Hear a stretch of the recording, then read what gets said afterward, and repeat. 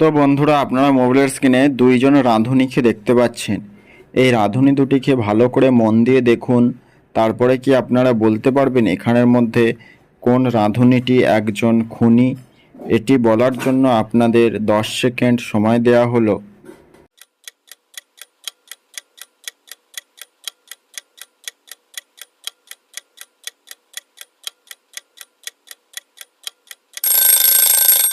তো আপনারা কি উত্তরটি পেরেছেন? তো যারা যারা পেরেছেন আপনাদের উত্তর অবশ্যই কমেন্ট করে জানাবেন।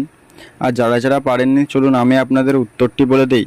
কিন্তু তার আগে প্লিজ আমার এই ছোট্ট চ্যানেলটি সাবস্ক্রাইব করে পাশে থাকবেন, কারণ আপনাদের একটি সাবস্ক্রাইব আমাকে নতুন নতুন ভিডিও বানাতে অনেক মোটিভেট করে।